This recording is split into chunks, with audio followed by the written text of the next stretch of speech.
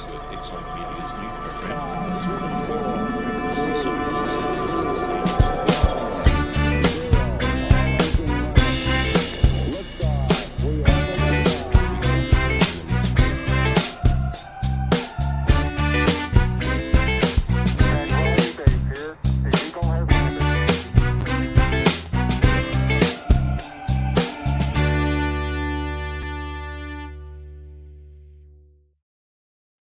Well, g'day guys, welcome to the kick on this Thursday. I've got to tell you, this has probably been the most hectic episode I've ever had to prepare for. So anything could happen. We'll see how we go. Today we're talking about design and message, which is the most important, and we've got some great information to share with you.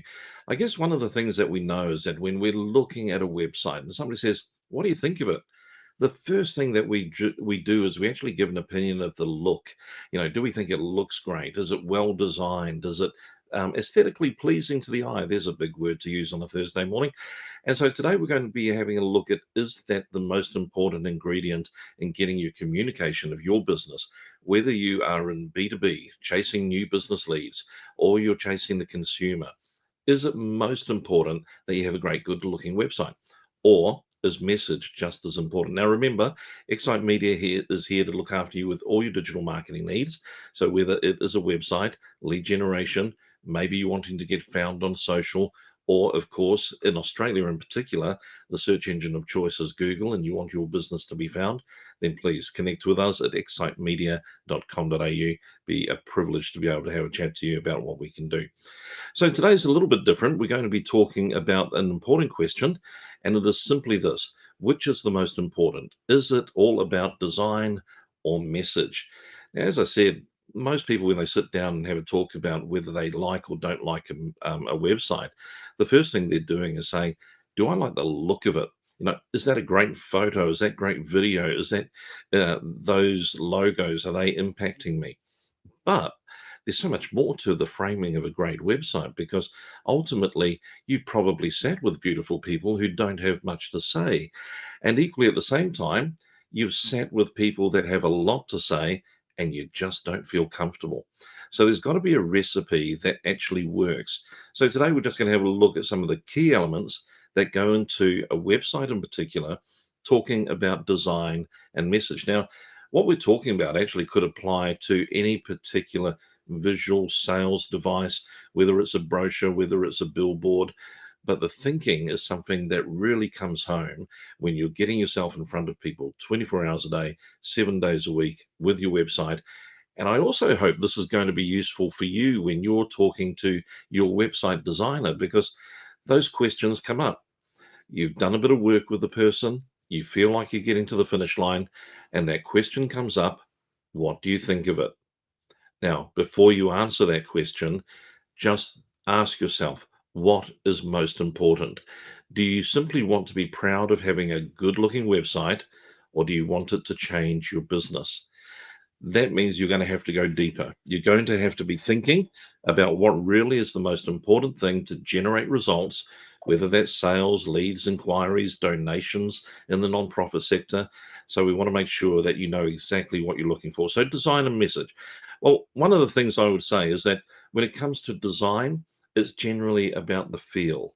Now, we talk about aesthetics, but great visual design, like great art, is going to make you feel something.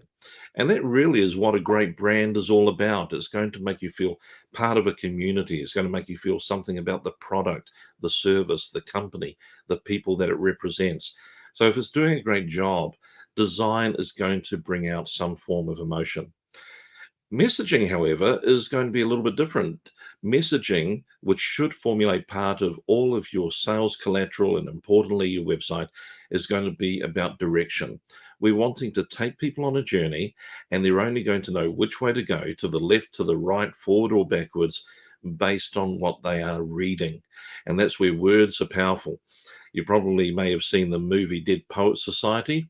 Absolutely brilliant, one of Robin Williams' best. And he talks about how words woo women. That's what they're for.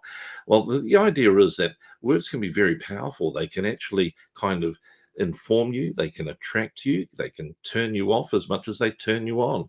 Poetry does that. And so we've got to make sure that our message is equally important. Now, here's another way of putting it. Design is about embrace. I'm going to flick myself just a little bit there, get myself in the right position. And words or your message is about informing. So, all of this is like a recipe. You can start to see that you really can't have one without the other. So, how do you get that recipe right? Well, let's have a look at some of the attributes of great design. One of the things about design is that if it's aesthetically pleasing to a particular audience, it's going to attract. Now, my wife and I just took some time out the other day and went to the art galleries in Brisbane. And just like the fact that we're all different, I like particular art that she doesn't like, and she likes particular art that I don't like.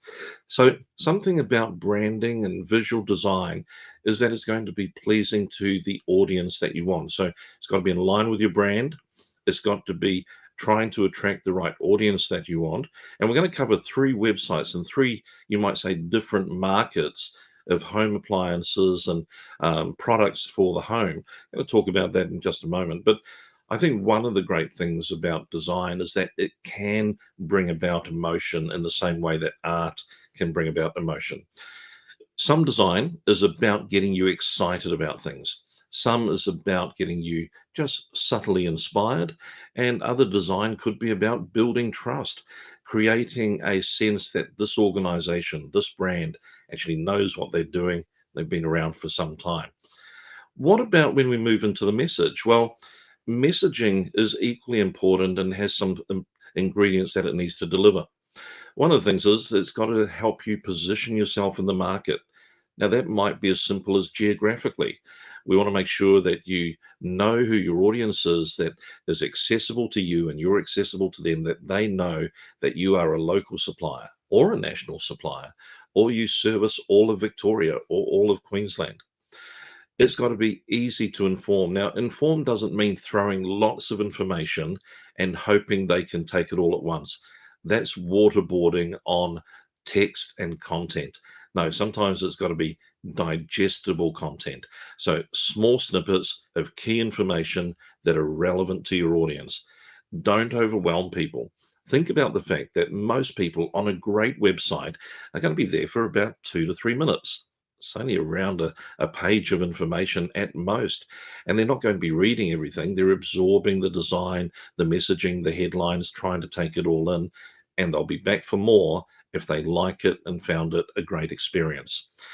Also, keep in mind that your message is going to filter people in and filter people out of the conversation.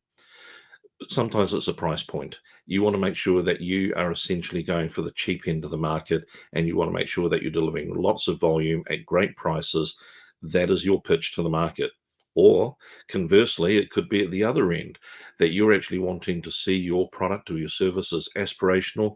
You only want a few sales, but they're going to be very high value. Well, the way in which you write the content of your website, the headlines, the call to actions, your contact page is actually going to help achieve that goal, not the pretty picture in the background. And finally, it's about directing, helping people know what to do next. You'd be surprised, although we're on websites every day of the week, like anybody, consumers need to be guided in what is your process, what do we do next? And equally, they want to trust you. So if they're going to click on a button, tell them what they're going to get on the other side. If they're going to fill in a form, tell them what they're going to get. All of these things are directing and guiding and helping your consumer to actually understand what they get. Now, let's have a look at some Australian based retailers that are in the home appliance game. These are name brands that everybody would recognize, but very uniquely different in terms of the way in which their messaging and their design comes together to be able to put them out in the market to the right audience. JBs HiFi probably have more of what I would describe as a grocery store or shopping store type of approach. Everything's big, loud, and brash, but it also feels like things are active and moving, and it's a very relatable brand. When you go in there, there's no uniforms. Basically, the staff are going to talk to you as though they're the next door neighbor. You know what it's like. Sometimes we're getting to the point where you've got to have the young geek next door who knows how to help you use the remote, whatever it may be. That's the JB's HiFi brand. And it does a great job of doing that with all of its messaging, price points, etc. However, if you go to the kind of the mid-range, you're talking about brands like Harvey Norman or the Good Guys, and these guys are trying to be a trusted middle tier brand that's accessible. They're kind of not too heavy, not too light. It sounds like the Goldilocks recipe, doesn't it? But in essence, they're in the middle range, and you can see that their positioning and the visuals are very much in line with that as well. What if we go to Maya now? Maya would be seen as a aspirational brand, and Maya are the kind of people where you want to go for them for the fashion, the top end of the furniture tree as far as budget, and you can find all of those brands coming together in the way that both their visual and their messaging works. Some nice soft colors that are working there. So it's fair to say, when you really consider it, design and messaging, they need to come together. It's kind of like they're Fred Astaire and Ginger Rogers.